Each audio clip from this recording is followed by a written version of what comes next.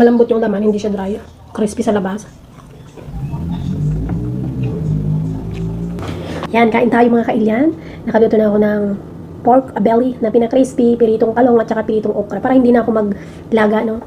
Kamatis na may kunting kalamansi at bagoong na isda. And sibuyas. Sa black coffee, kain tayo. Ang aga ko mga kailyan nagpunta sa MD Market. Wala pang tao-tao, yung kakabukas pa lang. Para walang masyadong traffic at tao.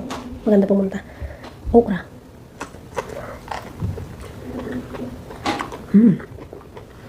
Good. Yep. My favorite.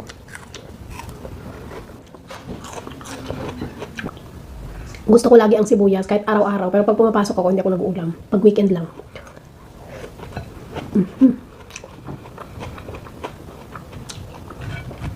Pero pag nagluluto ako, madami ako maglagay ng sibuyas. Crispy.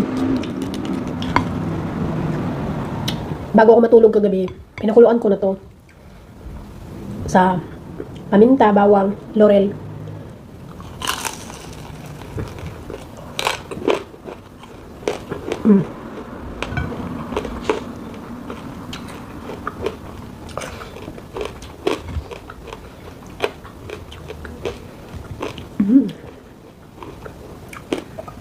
Sarap.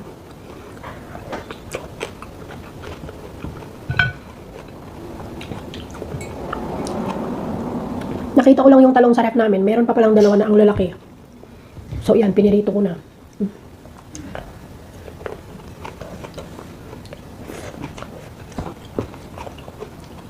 Ayan.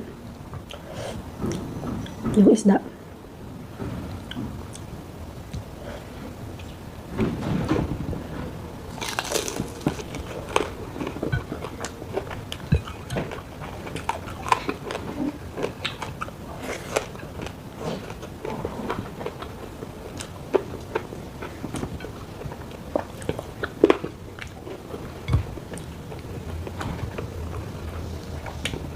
Ilalaga ko sana yung okra pero wag na.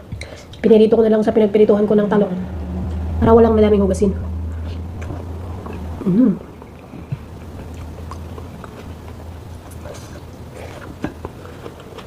Sarap.